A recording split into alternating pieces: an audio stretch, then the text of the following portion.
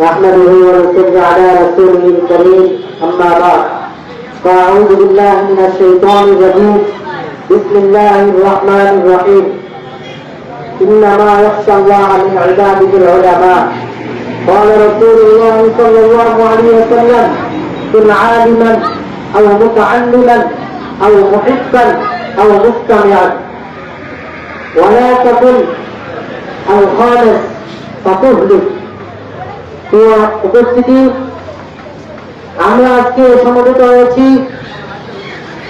যে কুরআনগার ওলামায়ে কেরামের বিরুদ্ধে কটূক্তি করেছে, অথচ ওলামায়ে কেরামের সম্মান স্বয়ং আল্লাহ রাব্বুল আলামিন কোরআনের মাধ্যমে ঘোষণা করে দিয়েছেন, ইন্নামা ইয়াখশাল্লাহ মিন ইবাদিহিল উলামা।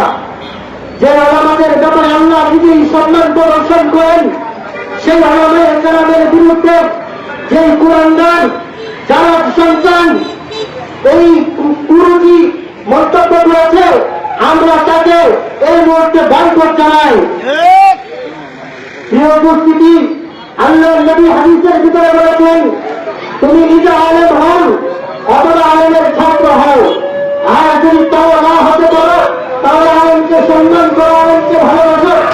আর যদি তাও না করো তাহলে আলেমের ইত্তেবা করো, অনুসরণ করো, কিন্তু 5 নম্বর হয়ে না মুখালিফ করো আলেমের, তাহলে এই জাতি ধ্বংস হয়ে যাবে।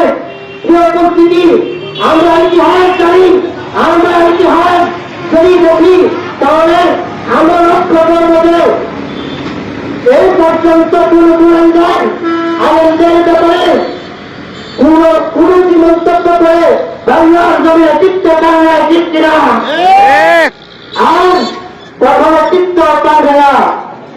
এই বলে আমি আমার সংক্ষিপ্ত বক্তব্য শেষ করছি। আলহামদুলিল্লাহ রাব্বিল আলামিন।